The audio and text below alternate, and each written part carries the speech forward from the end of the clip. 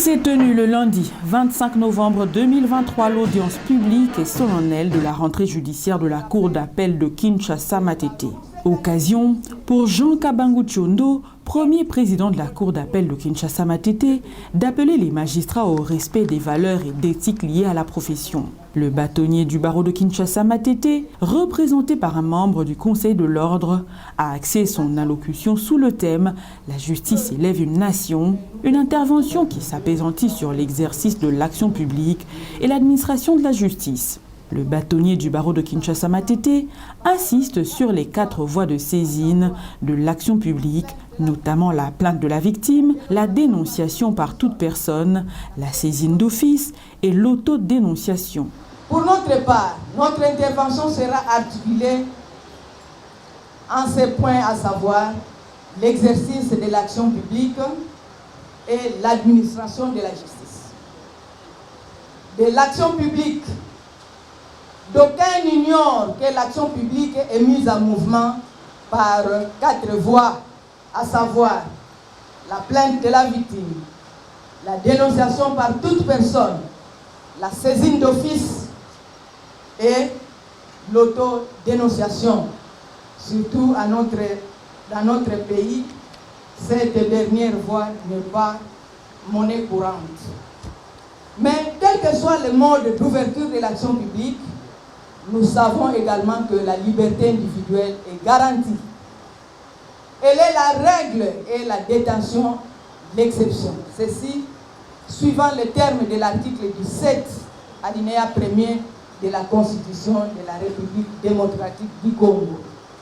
Cependant, le barreau note que depuis un certain temps, il y a eu inversion des principes.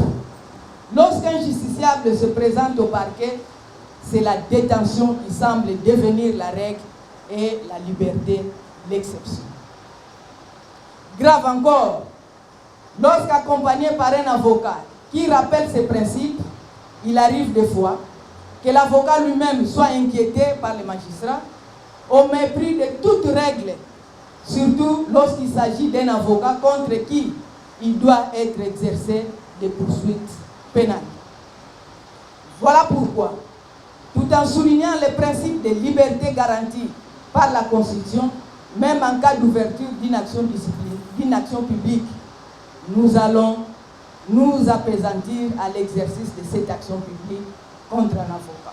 Willy Njoko Kessidi, procureur près la Cour d'appel de Kinshasa-Matete, a quant à lui insisté sur l'éducation de la législation en matière des droits fonciers et immobiliers, mais également le principe d'inattaquabilité du certificat d'enregistrement. La commune de Matete, selon l'orateur, fait partie des juridictions qui enregistrent le plus des affaires en matière de conflits fonciers et immobiliers. Pour ma part, j'ai choisi de vous entretenir sur les thèmes suivants. La mutation des droits fonciers et immobiliers par voie judiciaire et la fausse probante du certificat d'enregistrement. Lors de mon renouvellement de serment, j'avais développé un sujet ayant trait à la gestion foncière et immobilière, à savoir le rôle du ministère public dans la résolution des conflits fonciers et immobiliers. Aujourd'hui, à l'occasion de la rentrée judiciaire de la Cour d'appel de Kinshasa-Matete, je me propose de vous entretenir sur un thème similaire. D'aucuns peuvent se demander pourquoi je porte tant d'intérêt à cette question liée à la gestion foncière et immobilière. La réponse est toute simple. La majorité des dossiers judiciaires traités dans mon ressort concernent les conflits fonciers et immobiliers sous toutes leurs formes.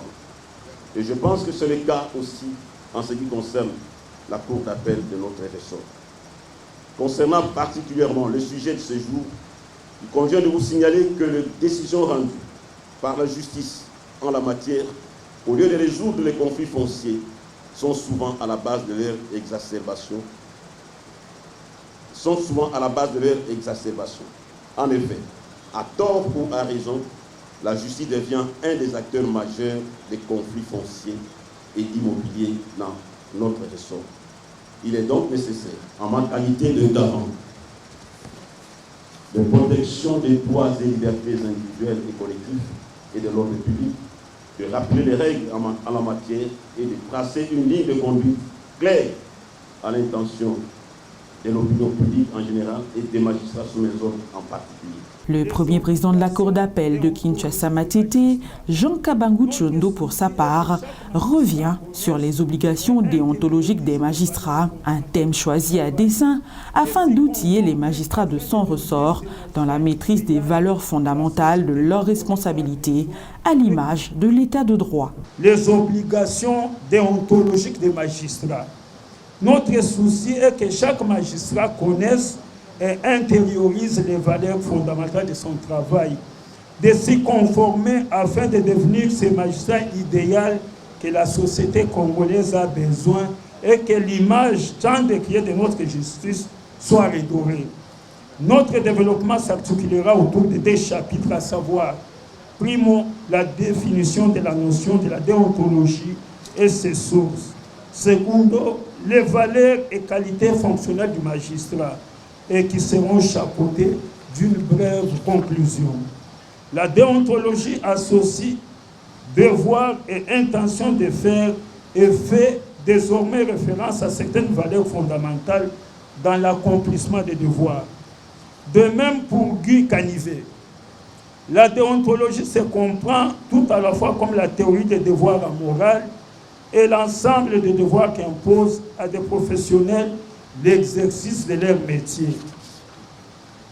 Autrement dit, la déontologie devient synonyme de morale professionnelle impliquant le respect par les membres d'un corps d'un ensemble de règles de conduite reposant sur une axiologie plutôt de la profession. Ainsi, le propre de la déontologie est d'énoncer des obligations sous les principes ou règles d'expression généralement positives, c'est-à-dire ce qu'il faut faire, ou moins souvent négatives, c'est-à-dire ce qu'on ne doit pas faire. La soumission du magistrat au respect des principes éthiques rigoureux doit être entendue comme une contrepartie naturelle des pouvoirs considérables dont il dispose dans la société. En effet, le pouvoir de juger a toujours exigé de celui qui l'exerce un comportement exempt de reproche, quoique la perfection ne soit pas de ce monde. Les valeurs et qualités fonctionnelles du magistrat sont regroupées dans ces petits documents intitulés Code d'éthique et de déontologie des magistrats, dont les principales valeurs et qualités sont l'indépendance, l'impartialité, l'intégrité, l'égalité, la diligence, la compétence professionnelle, enfin le devoir de réserve. Prévu le 29 octobre, conformément à la loi organique portant organisation, fonctionnement et compétences des juridictions de l'ordre judiciaire, la rentrée judiciaire 2023-2024 à la Cour d'appel de Kinshasa-Matete a eu lieu dans l'une des salles d'audience de la Cour d'appel de Kinshasa-Matete le 25 novembre au cours d'une audience solennelle.